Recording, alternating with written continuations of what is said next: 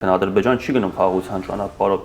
ու այն ինչ որ Փաշինյանը մեզ ներկայացնում է, որ իրենք գնում են խաղաղության ճանապարհով, հերթական անգամ Ալիևը հուշում է, որ սա կեղծ օրակարգ է։ Այսինքն չկա հայ-ադրբեջանական խաղաղություն, հակառակը կա Ադրբեջանի կողմից ագրեսիա Հայաստանի Հանրապետության նկատմամբ։ Բոլորի համար Հայաստանն արդեն վաճառված է։ Նախկին ղեկավարները հանձնում էին Հայաստանը, հետագայում նույն տրամաբանությունը շարունակում էր Նիկոլ Փաշինյանը։ Այս մարդիկ ամենաշատ խնդիրն ու պատերազմն են բերել ձեր համար։ Մենք չենք ընդունում պարտությունը ու հնարավոր է Ադրբեջանի հետ գնալ դիմադրության ճանապարհով, հնարավոր Ադրբեջանի չզիջել։ Ողջույն բարեկամներ, ես Դավիթ Ղազարյանն եմ։ Մարտական եղբայրության ազգային հեղափոխություն կուսակցության նախաձեռնող խմբի անդամ Մասիս Շիրյանի հետ կքննարկենք այս շաբաթ տեղի ունեցած իրադարձությունները։ Բարև ձեզ։ Ադրբեջանում հայ ռազմագերիների նկատմամբ իրականացվող դատական հաշվեհարդարի արդյունքում եւս 7 հայ ռազմագերիներ ստացան տարբերաստիճանի դատավճիռներ, 15-ից մինչև ցմահ ազատազրկումներ, եւ երկու նախագահներն ստացան 20 տարվա ազատազրկում, սա կապված էր հիմնականում նրանց տարիքի հետ, սա եւս փաստացի ցմահ ազատազրկում է։ Իշխանությունները բնականաբար լուռ են եւ մեր գլխավոր լրագրողն էլ գտնվում է Աբու Դաբիում եւ ստանում էր իր խաղաղության դափնիները։ Որն է ադրբեջանական կողմի սպասելիք այս process-ից եւ ինչպես հակազդել դրան։ Պետք է ֆիքսենք մի բան, որ Ադրբեջանը շարունակում է ագրեսիան Հայաստանի Հանրապետության նկատմամբ, այսինքն այն մարդիկ, ովքեր որ դատվում են, դրանք նախ պատահական մարդիկ չեն, Արցախի ռազմաքաղաքական էլիտան է, որոնց դատում են Ադրբեջանի, այսինքն Հայաստանի կողմից Ադրբեջանի իբր թե ագրեսիայի համար, որպես կազմակերպիչներ։ Այսինքն Ադրբեջան չի գնում խաղաղության ճանապարհով ու այն ինչ որ Փաշինյանը մեզ ներկայացնում է, որ իրենք գնում են խաղաղության ճանապարհով, հերթական անգամ Ալիևը հուշում է, որ սա կեղծ օրակարգ է։ Այսինքն չկա հայ-ադրբեջանական խաղաղություն, հակառակը կա Ադրբեջանի կողմից ագրեսիա Հայաստանի Հանրապետության նկատմամբ ու ինքը այդ ագրեսիան դրսևորվում է ոչ միայն մարտական գործողությունով, այլ նաև իրավական դաշտում է փորձում ամրագրել ու առաջնալ իր ագրեսիան, ագրեսիվ գործողությունները, որպեսզի Հայաստանի նկատմամբ ունենա հեգեմոն դիրք։ Սա պետք է փաստենք ու սրա հետ կապված Փաշինյանը փորձում է սպասարկել Իլհամ Ալիևի ախորժակը։ Ինքը գնում է Իլհամ Ալիևի հետ համատեղ ստանում է մրցանակ, խաղաղության մրցանակ, ես չգիտեմ ինչ է, եղբոր հետ կիսում է այդ ամեն ինչը, բայց պետք է հասկանանք, որ սա իշա Հայաստանի չէ, որովհետև այս փաստաթղթերում կամ մեծ մրցանակներում, մեծ դատական process-ում ոչ միտեղ չկա ինչ որ մի կետ, որ կսպասարկի Հայաստանի Հանրապետության շահը կամ Հայաստանի Հանրապետությունը կգտնվի շահեկան դիրքում։ Ու իրենք այս ամեն ինչը պարտությունը փորձում են ներկայացնել որպես ձեռքբերում, որպես հաջողություն կամ հաղթանակ։ Ու խաղաղություն ասելով իրենք Հայաստանը տանում են պարտության ճանապարհով։ Ու սրա հետ կապված էլ կցանկանամ նաև մեր օրինակ դիրքորոշումն ասել, որովհետև այս պահին խաղաղության մրցավազք է սկսված, կարելի է ասել նախընտրական քարոզարշավը սկսվել է ու քաղաքական մյուս ուժերն են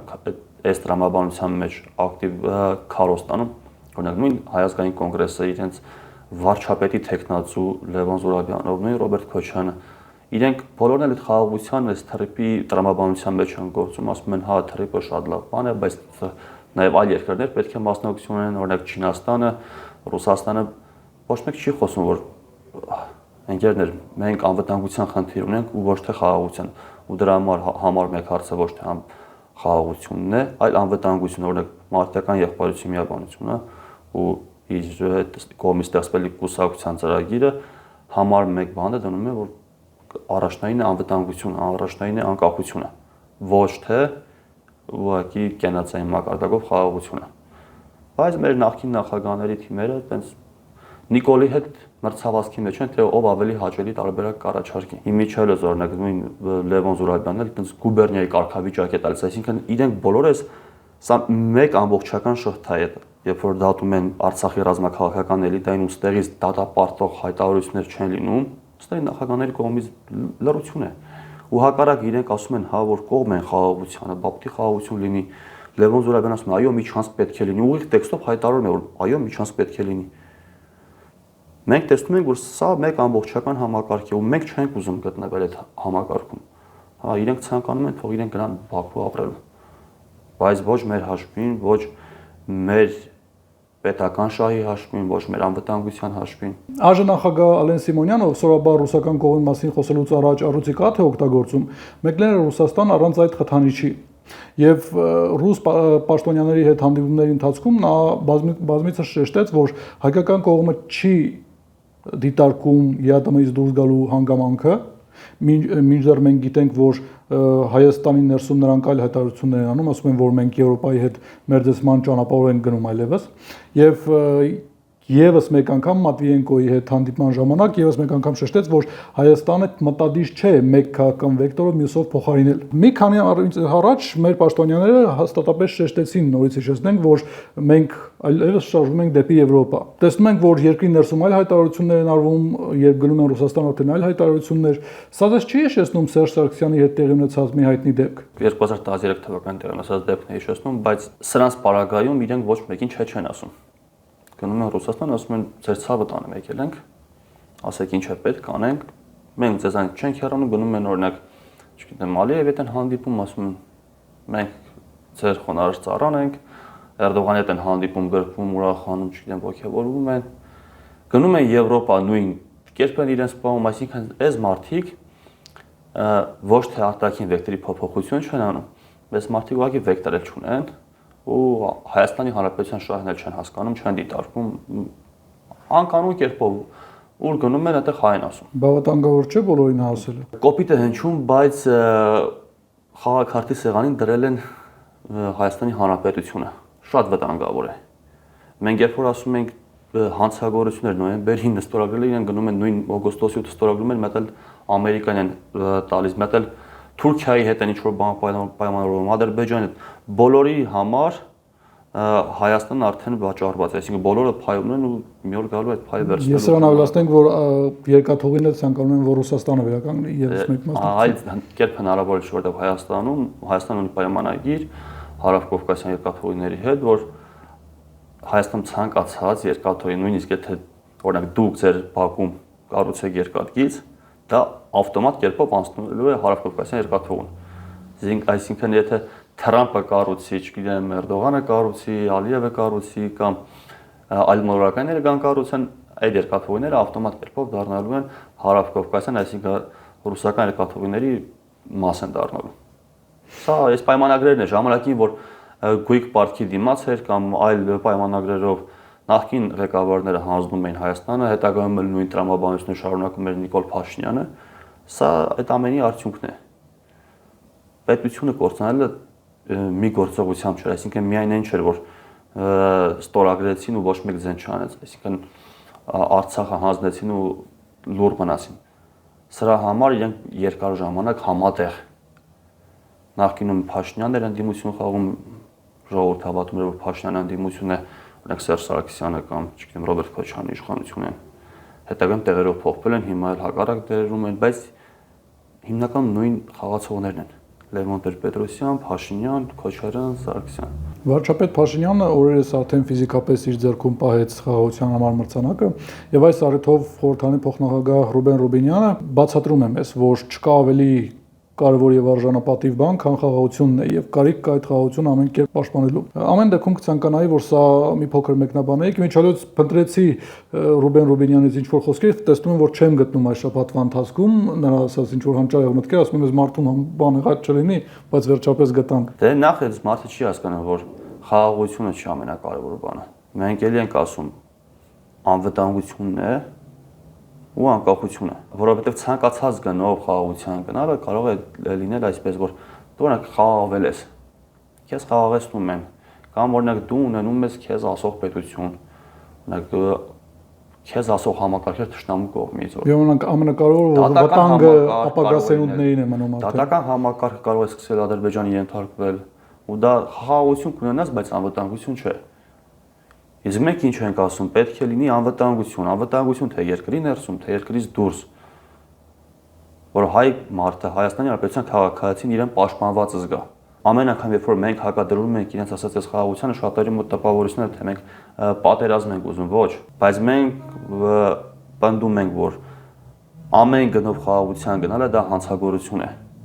Ու դրա համար ոչ թե պետք է հանձնվել, այլ պետք է պատրաստվել անվտանգությունը ապահովելուն։ Մենք այսօր տեսնում ենք, որ թե երկրի ներսում անվտանգություն գոյություն չունի, այսինքն թմրամոլությունը, հանցագործությունը, հանցավոր էլեմենտները բախտում են երկրում։ դպրոցական տարիքի երեխաների մոտ է նյութերը սկսել մեծ թափով շրջանառվել, որի դեմը չեն հարգում։ Սա էլ անվտանգության հարց։ Էներգետիկ համակարգն են իրենք զիջում, օրինակ Ադրբեջանի ցանկանում են կախվածության մեջ գցել, ցանկանում են մեկ համակարգ սարքել, այսինքն միասնական համակարգ լինի էներգետիկ, ինչի մասին մենք խոսել ենք։ Ցանկանում են ատոմակայանը փակել, միջելոց մեր լորեցի Պետմոն Մարուկյանը հայտարարում է, թե ինքը միակ մարդն է, ով խոսել է, ու ինքը առաջինն է խոսել ատոմակայանի փակման դեմ, չգիտեմ, sense բաներ խոսում է։ Սա էլ անվտանգության հարց։ Մարուկյանն էլ ասենք, որ մեզ լսում ինչ որ բաներս հայտարարում, հետո այդպես ողջավորված ասում, ես բացառիկ միակ մարդն եմ, ու նեղվում էր, ինքն էլ էր նեղվում միջելոց, իրեն էլ քիչ լսողներ կային այդ թեմայով 1000-2000 ինչ որ դիտում էր եղել, այսօր էլ լսում։ Բայց առհասարակ այս անվտանգությունն է, հետո կա արտաքին սահմանների անվտանգության հարց։ Մենք ինչի ենք այդպես հայ հանրության ինչի են վախի մեջ պահում, որովհետև ասում են մենք չենք կարող ձեր սահմանները պահել, թուրքը կարող է գա։ Դրա համար գնանք խաղաղության։ Բայց այնպես չի, որ հնարավոր չի այդ սահմանները պաշտպանել։ Իրենք չեն կարողանում անել կամ իրենք միտումնավոր են վատ կազմակերպում զինվորական ծառայությունը, բանակն է վատ կազմակերպում, իրենք պատկերացնում են բանակը միայն գնումների տեսքով է։ Դրա համար չեն կարողանում վստահ խոսել, չեն կարող նորմալ բանակցել, հակառակ գնում հանձնվում են ու ասում են խաղաղություն ենք բերում։ Սա կեղծ օրակարգ է ու պետք է սրան հակադրվել, պետք է հայ հանրությունը հասկանա, որ մարդը ով ձեզ խաղաղություն է խոստանում, ու այն մյուսներն էլ ովքեր որ մրցավազքի մեջ են մտել ձեզ խաղաղություն խոստանալով, այս մարդիկ ամենաշատ խնդիրն ու պատերազմն են բերել ձեր համար։ Ամենաշատ կորուստներն են բերել։ Փաշինյանի ժամանակ մոտ 10 ռազմական գործողություն է եղել, դրանից մի քանիսը պատերազմի տեսքով է եղել, ու այս մարդը խոսում է խաղաղությունից։ Ինքը խաղաղություն չի կարողանում բերել ու չի էլ կարողանում Հայաստանի Հանրապետության անվտանգությունը թե ներքին թե արտաքին ապահովել։ Սա է համար մեկ հարցը։ Հայաստանի քաղաքացիների մոտ երկու պահանջ կա. արդարության զգացողության եւ անվտանգության։ Սրանցից ոչ մեկը Փաշինյանն էլ ընդդիմադիրներն էլ չեն առաջարկում։ Ավստրիայում կայանալիք եպիսկոպոսատ ժողովին ընդառաջ եւս 6 բարձրաստիճան հայ հոգևորականներ ասում են դատական գործով եւ չեն կարող լքել հանրապետության տարածքը։ Ստացվում է 10 բարձրաստիճան հոգևորական չեն կարող մասնակցել այդ ժողովին։ Սրա մեջ ինչ որ զուգադիպություն տեսնում եք, թե ամեն դեպքում նպատակ կա խոչընդոտել այդ ժողովի ընթացքին։ Եթե զուգադիպություն չտեսնենք, ուղղակի կնմանվի կոմեդիա ժանրի, որովհետեւ արդեն ակնհայտ է, բան չի մնացել, որ բոլորը հասկանան, որ սա ուղիղ հետապնդում է հայ եկեղեցու նկատմամբ։ Ու ամենավատ ձևով ակնհայտ, ասենք, մենք երբևիցե լսած չենք, չէ՞ որ մեկ այլ համայնքի նկատմամբ, օրինակ, թե կրոնական կլինի, թե այլ, օրինակ, էկոնոմիկայի նախարարության նկատմամբ, դրանց աշխատակիցների նկատմամբ, sense հետապնդումներ տեղ ունենա, ընդհանրենք, բաժնի պետերին չթողանեն Հայաստանը լքեն։ Այնտեղ էլ չէ խնդիրներ կար էկոնոմիկայի նախարարություն, ասենք, նախարարին ձերբակալեցին, կարծեմ, վերջերս, օրինակ այդ նախարարության աշխատակիցներն ինչի տենց ուշադիր չեն։ Պետության բյուջեն են մսխել, չգիտեմ ինչ են արել, կամ են անիֆի հետ կապված գործով, ասենք, ինչի է կոռուպցիոն սխեմաները կամ ասենք ռազմական թեմաներով, երբ որ թերացել են, ասինքն Հայաստանում Ադրբեջանի ագրեսիա է արել Հայաստանի նկատմամբ, զինված ուժերը չի կարող ասել խնդիրը կատարել ու դրա հետ կապված լիքը խնդիրներ կան։ Այս դեպքերում, օրինակ, մեր իրավապահ համակարգը այդքան հետևողական չէ, իսկ եկեղեցին ինչ է արել։ Ինքն իր համար իր ներքին կանոնադրության որոշումներ է կայացրել ու եկեղեցու ծառայողները ենթարկվում են այն ամենախիստ հետապնդումներին։ Ասենք 4 սրբազան էս պահին կալանավորված ունենք, նստած ունենք, եւս 6-ի նկատմամբ գործարարում, մենք չգիտենք դեռ ինչ տիպի աշխատանքներ են կատարում, ասենք 10, ես չեմ ցանկանա իրենց ձևով ասել, բայց այդ 10 ովքեր որ Փաշինյանի կողմն են անցել, որ եկեղեցին մասնակցում են, մենք չգիտենք թե սրանց նկատմամբ ինչ տիպի ճնշումներ են կիրառել, ասենք Հայաստանի հատուկ ծառայությունն, այսինքն մենք տեսնում ենք, որ 20 բարձրաստիճան հոգևորականների նկատմամբ մեր պետությունը ակնհայտ ճնշումներ է իրականացրել, դրանցից մի մասին 10-ին կոտրելով ու իր կողքը քաշելով, իսկ այն մյուս 10 ովքեր որ չեն կոտրվել,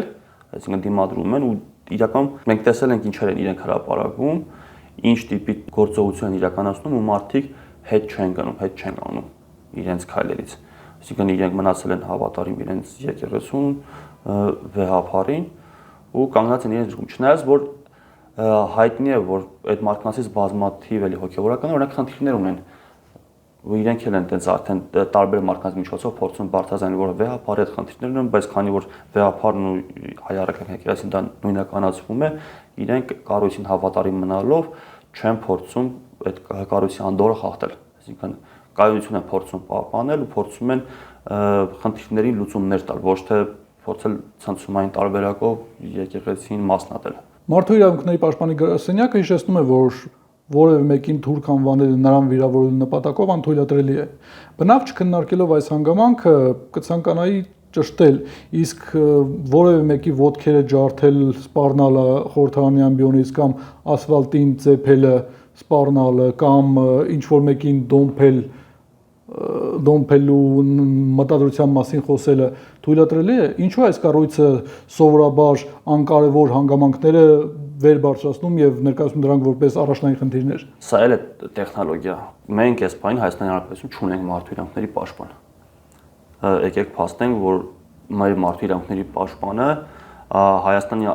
արտադրության նախարարը, Հայաստանի գլխավոր դատախազը ընդհանուր մեկ համակարգով են գործում, այսինքն իրենք փոխկապակցված են, մենք դա տեսնում ենք իրենց համատեղ միջոցառումներում ներկայանալը, իմիջիալոց վարչապետի սիրուհու հետ համատեղելի նրա հետ ցանկացած միջոցառումների միասին են իրենք հանդես գալիս ու բնականաբար պետք է պաշտպանեն Աննայի Սիրեկանին, որը որ Հայաստանի վարչապետն է, սա էլ ասեմ, որ իրենք են ասել, որ իրենք Սիրեկաններ են, որևիցե ոչ եկեղեցով, ոչ փաստաթղթով որևիցե կապ չունեն, հա, այս մարդկանց համակարգի մեջ են գործում ու հա, թուրք անվանելն էլ իմիջիալից ասում են, որ եթե դուք լավ եք զգում, մենք կարանք ձեզ լավ զգալու մակարդակով ասենք թուրք, այնքան ձեր ինքնացիությունը շոյելու համար, ոգևորվեք, բայց սրանք այնպիսի հայտարարություններ, որ չեն էլ խորանում, թե ինչի են մարդկանց, օրինակ դարեր շարունակ թուրք անվանել, նախկին Օսմանյան կայսրությունում էլ թուրք վիրավորական արտահայտություններ, հետագայում է Աթաթուրքից սկսած թուրքը սկսել որպես ազգ օգտագործվել։ Օսմանյան կայսրությունում նույնպես թուրքը որպես վիրավորական արտահայտություն է եղել ու դա նախապատմություն ունի, այսինքն իրենք չեն կարող մի հատ ձեռքի հարվածով կամ մի հատ հայտարարությամբ ասել, որ եկեք դա էլ որպես վիրավորանք չօգտագործենք, պատմություն ունի, նախապատմություն ունի, ինչ որ բանից ելնելով են ու բազմաթիվ դեպքերից ելնելով են, չէ, սկսել այդ արտահայտությունը որպես վիրավորանք օգտագործել, իմիջիալոց թուրքական աշխարհում Ադրբեջանում եւ Թուրքիայում էլ հայը ասելն է վիրավորանք։ Հիմա մեր մարդու իրավունքների պաշտպանը արդյոք դրանով էլ է զբաղվում, օրինակ ասում Թուրքիայում կամ Ադրբեջանում պետք է հայը որպես վիրավորանք չդիտվի։ Դեկասետի այնտեղի գործընկերները կզբաղվեն դրանով։ Միգուցե զբաղվեն նրանք իրոք դրանով, ինչ է կարծում։ Չէ, հետագայում սա հող է նախապատրաստելու, ասում եմ, երբ որ մեկ ինտեգրացիոն շրջան ուզում դարձնել, թուրք լինելը լավ է լինելու, հայ լինելը վատ է լինելու, իրենք այս ուղղությամբ են գնում։ Իրենց խաղաղությունը այս տարբերակով է։ Սենց են պատկերացնում։ Ադրբեջանցիները Մարտակերտի շրջանի Սուրբ Մարիամ Աստվածածին եկեղեցու բակում խաչքարեր են ջարդել, եկեղեցու պատերից սրբապատկերներ են փոքել։ Մենք տեսնում ենք, որ Արցախի տարածքում մեր մշակութային ժառանգության վերացումը այլևս դանդաղ ընթացող, բայց շարունակական գործընթաց է։ Մեր ունեցած արժանապատիվ խաղաղության տրամաբանության հետ սա համահունչ է։ Իմիջիալոց ասում արժանապատիվ խաղաղություն, իրական իրատեսական չկա նման բաներ։ Այդ խաղաղությունը Հայաստանի պարտությունն է։ Ամեն անգամ ինչքան ասեք խաղաղություն ու խաղաղության տարբեր այդպես տիպեր նշեք, ես անդադ հիշեցնել եմ, որ սա Հայաստանի պարտությունն է։ Պարտության պարագայում նորմալ է, երբ որ Ադրբեջանը նման քաղաքականություն է վարում, այսինքն ջնջում է հայկական հետքը։ Ցանկացած տեղից ինքը փորձելու է ջնջել հայկական հետքը։ Ու ասեմ, մյուս տեղի հայերն էլ, այսինքն Սփյուռքում բնակվող հայերն էլ անմասն չեն մնալու։ Սա շարունակական process է լինելու, Ադրբեջանը շարունակելու է ճնշումներ գործադրել, օրինակ հնարավորության դեպքում փորձելու է բանակցություններ վարել, օրինակ Ռուսաստանի հետ, Ռուսաստանի հայերին փորձեն նեղացնելու, ինչը սկսված է արդեն շատ դանդաղ, բայց մենք տեսնում ենք, որ բազմաթիվ հայ գործարարներ խնդիրներ են ունենում հենց Ռուսաստանում։ Ու դրան զուգահեռ մեզ լսողները դա կփաստեն նամանավանդ ովքեր որ Ռուսաստանի հետ կապ ունեն, կփաստեն այն հանգամանքը, որ ադրբեջանցիները վերջին մի քանի տարիների ընթացքում իրենց դիրքերը բարելավել են ռուսական հանրության մեջ, իսկ հայերի դիրքերը բավականին իջել են։ Ու դա դրսևորվում է փոքր բիզնեսից, աշխատաշուկայից մինչև ավելի բարձր մակարդակներ, երբ որ մեծ բիզնեսը, մեծ թեմաներ են, չգիտեմ, քաղաքականությունը կամ չգիտեմ, գիտական ոլորտներ, այլ հանգամանքներ, դպրոցներ, այո։ Այս բոլոր տեղերում հայերը իրենց դիրքեր են զիջել են ադրբեջանցիներին ու այս առայժմ Ռուսաստանը հետագայում Եվրոպայում են իրենք այդ ամեն ինչն անելու, որովհետև երբ որ դու պարտվում ես ու ընդունում ես, որ դու էլ հնարավոր չի պայքարես ու ատամ ցույց տաս Ադրբեջանին, քո հետ ոչ մեկ չի խոսելու։ Ու հայ մարդիկ էլ ոչ միտեղ փրկություն չեն կարողանալու գտնել։ Ոչ միտեղ հայ մարդու համար մեկ անվտանգ տեղը պետք է լինի Հայաստանը, որովհետև այլ տեղ դուք անվտանգություն չեք կարող ունենալ։ Դրա մասին Մոնթե Մելքոնյանը ժամանակին ասել, դրա մասին Կարո Քերքեջյանն ասել, որ այո, ես հնարավորություն ունեցել տարբեր երկրներում ապրելու, լավ կյանք վայելելու, բայց ցանկացած տեղ, երբ որ ինչ որ մի խնդրի մասին բարձրաձայնում է, ասում էին գնա քո երկիր, ասում են ժամանակ չունեին երկիր, դրա համար երբ որ Արցախյան կռիվը սկսեց, եկանք սկսեցինք պայքարել, որպեսզի մեր երկիր ունենանք ու մենք որոշենք, թե ոնց ենք ապրելու, ինչ ենք պահանջելու կամ ինչ չենք պահանջելու։ Հիմա ունենք այդ երկիրը, սրանք ուզում են զիջել, որ դառնանք թափառական ու էլի չկարողանանք ոչ միտեղ մեր հարցերը բարձրացնել, մեզ հուզող հարցերի մասին խոսել, ապրել ենք գլուխներս կա վտարանդի, եթե սրանք շարունակեցին իրենց քաղաքականությունը, օրինակ, եթե կարողացան ընդունել տալ նոր սահմանադրությունը, եթե կարողացան, չգիտեմ, այս Հայաստանի պարտությունը փաստաթղթով ամրագրեն, մենք չենք ընդունում պարտությունը, ու հնարավոր է Ադրբեջանի հետ գնալ դիմադրության ճանապարհով, հնարավոր Ադրբեջանի չզիջել։ Մենք դա ապացուցել ենք, ասենք, նախորդ դարի վերջում, 88-ից 94 թվականի նախար ապացուցվել է ամբողջ Հայաստանի հյուսիսային հատված ավիրված, էներգետիկ ճգնաժամ, շրջափակում, մութ, ցուրտ, այդ պայմաններում իրենց մոտ այդպեսին չի եղել իմիջիայլոց։ Սա էլ ասեմ, որ իրենք այն ժամանակ մեզնից մի 10 անգամ ավել են եղել զենք զինամթերքով, սպայակազմով, զինվորականությամբ, բայց դիմադրությունը, պայքարը մեզ տվել էր հաղթանակ, որը որ հետևողականորեն մսխվեց։ Վարչապետ Փաշինյանը վերջապես մտավ արվեստի ասպարեզ, նա երկար փորձեր էր անում եւ վերջապես գտավ իր տաղանդը։ Այլևս նա թմկահար Փաշինյանն է, խումբ է ստեղծվել երաժշտական եւ վարչապետը այդ խմբի երևի թե ղեկավարն է նաեւ գեղարվեստական համերգի ընթացքում ձեզ չտեսանք, ի՞նչն էր պատճառը։ Լավ հարաբերությունի մեջ չէին հրավիրել, նեղացվածություն կամ իսկ իրականում շատ վատ է, որ ոչ միայն վարչապետ, այլ նաեւ նախարարները այնքան ազատ ժամանակ ունեն, ասենք, տենց բարի պետական, չգիտեմ, նման համույթ են դարել, ասենք, երգում, պարում, նվագում հայտնի անեկդոտ կա, որ ասում է այդ Գետաձին զանգում է, ասում է ես ու Կոկորդիլոսը կարող ենք կրկեսում ելույթ ունենալ, ասում է ինչ եկանում, ասում է դե ես նվագում եմ Կոկորդիլոսը երգում, ասում է դրա աշխարհությունը որտեղ է կայանում, ասում է դե իրականում ես համ նվագում եմ, համ երգում, Կոկորդիլոսը բերանն է բացում, փակում, այս պայն Փաշինյանը ամեն ինչ անում է, մնացածը Կոկորդիլոսի պես ուղղակի կրկնում են, ինչ որ շարժումներ են անում։ Մենք տեսել ենք սոցիալ նախարարին, առողջապահության նախարարին, մնացած նախարարներն ենք տեսել, նախարար կար նեղված էր, ասում էր ես լավ կլարնետ եմ նվագում, չտվեցին փչեմ, չէ, էկոնոմիկայի նախարարը փչել էր ուզում։ Բայց կարող է արժեքավոր նյութ են ստեղծել արվեստի եւ մարդիկ իրոք ցանկանում են մասը կազմել դրա։ Իրենց արժեքով կարելի է իրենց մեկուսացնել, կարելի է մեծ հոգեբուժարան կառուցել, ասենք, բոլորին լցնել, ասել ուրախացեք, երգեք, բարեք, չգիտեմ, արտասանեք, բայց մեր երկիրը լուրջ մարտահրավերների առաջ է կանգնած։ Մեր երկիրը օր-օրի զիջում է բազմաթիվ իր ինքնիշխանության հատվածներ, հողեր է զիջում, մեր երկիրը փողեր է կորցնում, արտաքին պարտք է մեծացնում, անընդհատ ամեն օրվա ռեժիմով պարտք ենք վերցնում, որ պարտք փակենք, հավելյալ արժեք չենք ստեղծում, կախված ենք ներմուծում արտահանումից, իրականում արտադրությունը շատ վատ վիճակում է, մենք հավելյալ արժեք չենք ստեղծում։ Բա պարտքի մասին Փաշինյանն ասում էր, որ զենք են կառել, ասում է։ Լալա, ասում է հլա մեր առած զենքը նայեք, հլա ձեր առած դրա համար թանկամեր է 7 միլիարդ դոլարով։ Բանակի բյուջեն տարեկան 1.5 միլիարդ դոլար է, այսինքն դա էլ սկսել են իրեն կրճատել, ուղղել այդ ծախսերն այդտեղ ունեն, որ բյուջեն ձևավորվում է պարտքի հաշվին։ Ասենք բյուջեի հաշվին է, բյուջեն հարկատուների հաշվին է ձևավորվում, հարկատուները տվել են իսկ ինքը գնումների թվերն էլ է որոշակի բաց այդ հատվածներ կան, որ գումարները թե ինչքան է ծախսվել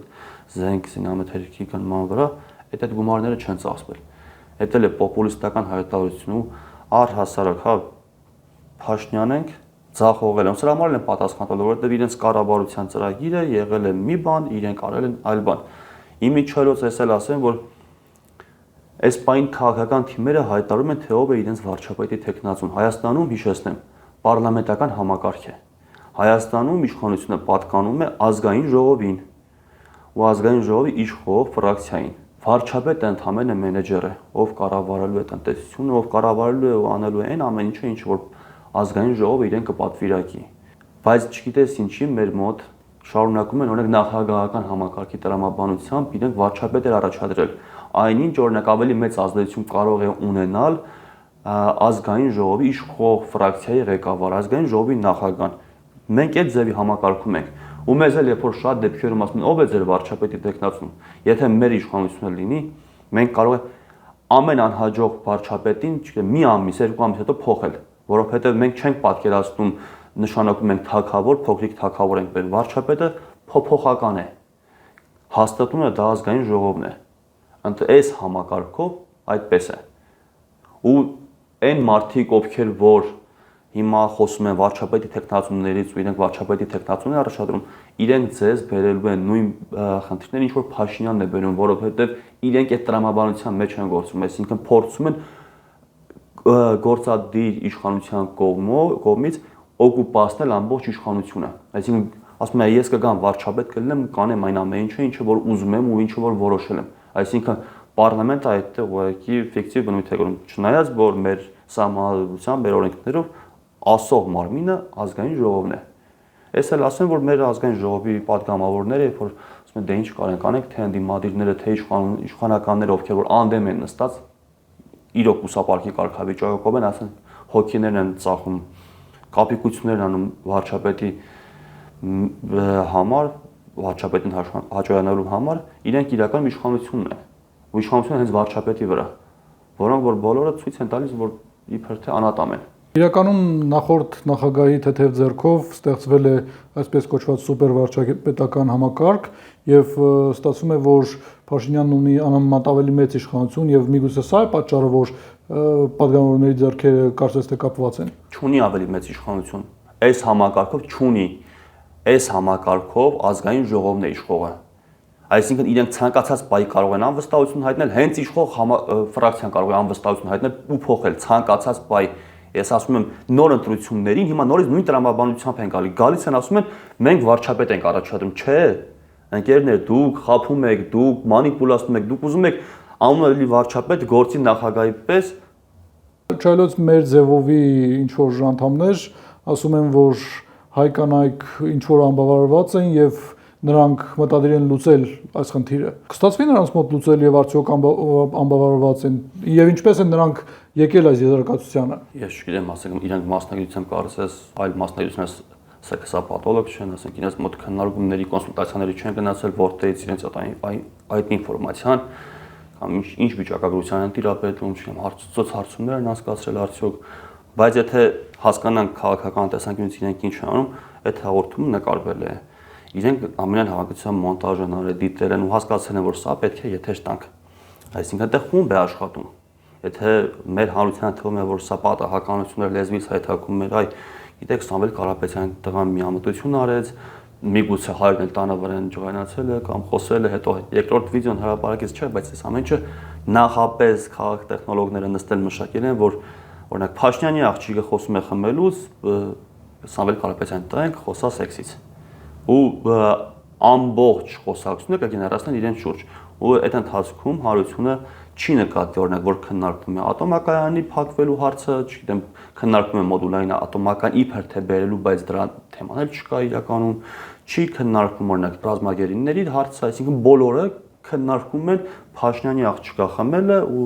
Սամվել Կարապետյանի տղու սեքսը։ Այդ են քննարկում, չէ՞։ Հիմա մարդկանց ավելի այտենց էժան բան են տալիս, ուղղակի սենսացիոն նորություններ են տալիս, փորձում են ուշադրությունը իրենց վրա ապել, որպեսզի այլ բովանդակային խոսք առաջ չլինի։ Իրենք դրանից են ամենաշատը սարսափում։ Դրա համար հետևողական, եթե այդ թեման հնանում է, նոր մեկ այլ բան են դաշտում։ Իրենց համար կարևոր է, որ իրեն շուրջը բոլոր խոսակցությունները լինի, այսինքն Փաշինյանը հակադրվի Սամվել Կարապետյան։ Էս է։ Իրենք դաշտը բաժանել մեզ լսողներին ինչպես աշխատել ինֆորմացիոն դաշտում, ինչպես քաղել ինֆորմացիոն ճիշտ տեղից։ Նման իրադարձություն, այսինքն որոնք որ ուղղակի սերիալային, սիթքոմային իրավիճակներ են ապահովում, առհասարակ պետք չի ուշադրություն դարձնել։ Դուք տեսեք, թե ինչ են իրենք առաջարկում հաջորդ օրվա համար, այսինքն ինչ որոշումներ են կայացնում, ինչ է տեղ ունեն, որովհետև այդ հիմարությունները երբ որ հայտարարում են, դրանից ոչինչ չի փոխվելու ձեր կյանքում, բայց այդ ատոմակայանը փակելուց հետո Հայաստանը կզրկվի այն ամենակարևոր հիմնասյուներից, որը ապահովում է Հայաստանի անվտանգությունը, էներգետիկ անվտանգությունը։ Մենք ցանկացած պայ կարող ենք հայտնվել 90-ականների սկզբի կարգավիճակում, երբ որ մութ եւ ցուրտ էր, երբ որ անտառներ էին հատվում, այդ ժամանակ բնապահպաններն էլ հիմա պետք է օրինակ անհանգիստ լինեն, որովհետեւ բնապահպանները պետք է հասկանան, որ երբ որ մեր մոտ ատոմակայանը փակվեց, մեր մոտ անտառհատումները մեծանալու են, այսինքն մարդիկ վարելիքի խնդիր են ունենալու։ Փաշինյանն ասում է մենք մի ատոմակայանի չափ արևային պանելներ ենք դրել։ Փաշինյանը գլուխը պատով է տալիս։ Չի կարելի նման բան ասել։ Փաշինյանը ուղղակի խափում է ինչպես միշտ է խափել։ Ինքը ստում է, ինքը բերում է Հայաստանը դնի Ադրբեջանի տակ, որ Ադրբեջանը ունի թե ենթակառուցվածքային, թե ռազմական հեգեմոնիա Հայաստանի նկատմամբ, այսինքն այդ ճանապարհները մենք հանձնում ենք մեծ հաշվով Հայաստանը բաժանում ենք երկու մասի, զիջում ենք Ադրբեջանին։ Ադրբեջանը պատրաստվելու է իր այդ նավթամուղ, գազամուղ, չգիտեմ, էլեկտրական հոսանքը Ադրբեջանից տեղափոխել Նախիջևան, չէ, փորձելու է դա ապահովել մեր տարածքով ու մեզ ոչինչ չտա։ Ինքն իր շահերն է առաջ տանում, հակառակը մի բան Հայաստանի վրա գերակայություն ունենալու։ Սա բերելու է ծայրահեղ վատ վիճակի ու դրա համար, եթե դուք չեք ուզում լինել դրա մի մասնիկ, այսինքն երբ որ դուք ասում եք մենք քաղաքականությամբ չենք զբաղվում, դա մեզ հետաքրքիր չէ, մենք մեր տեղը, մեր գործը լավ ենք անում, դա բավարար չէ։ Դուք պետք է ինքներդ մասնակիցը դառնաք կամ դրան կողմ լինեք կամ դեմ, անտարբեր լինելու համար դուք նույնպես դառնում եք Փաշինյանի կողմնակից, երբ որ ասում եք սա մեր գործը չի։ Մենք մարտական եղբայրության միաբանությունը ու ազգային հեղափոխություն կուսակցությունը, այդ որ փորձում ենք ստեղծել, նախաձեռնող խումբը կա, որին առաջարկում ենք, որ դուք էլ միանաք, եկեք, միացեք ու մենք առաջարկում ենք թե էներգետիկ անվտանգություն, թե ներքին անվտանգություն, թե արտաքին անվտանգություն, որովհետև անվտանգ լինելու պարագայում մենք կարող ենք աշխատել, ստեղծել, հավելյալ արժեք ստեղծել, անվտանգ լինելու պարագայում կարող ենք ունենալ զարգացող տնտեսություն։ Եթե չենք խոսում անվտանգությունից, չեք կարող գործարան բացել, ինչպես օրինակ մեր ձևով են խոս տալիս, եթե անվտանգություն չլինի, չի կարող Հայաստանում որևիցե տնտեսության ճյուղ զարգանալ, ինչպես որ Փաշինյանն է փորձում ներկայացնել, կամ ներդրողներ չեն գալու Հայաստան։ Դրա համար եկեք, մասնակցեք, գրանցվեք, համատեղ գրանցենք ազգային հեղափոխություն կուսակցությունը ու գնանք դիմադրության, գնանք անկախության ու գնանք անվտանգության ճանապարհով, որովհետև սա է համար մեկը։ Դրա համար կարող եք գրանցվել, տարածել այս վիդեոները, չգիտեմ, լայքել, բաժանորդագրվել մեր Patreon-ին, նաև նվիրատվություններ կատարել մեր հաշիվներին, որոնք որ նշված են ամեն անգամ մեր հոլովակների վերևում։ Ամեն կերպ կարող եք ձեր մասնակցություն ունենալ, ամեն կերպ, որպեսզի չունենանք վաղը ադրբեջանացած Հայաստան։ Այն շաբաթ այսքանը, ցտեսություն։ Լավ։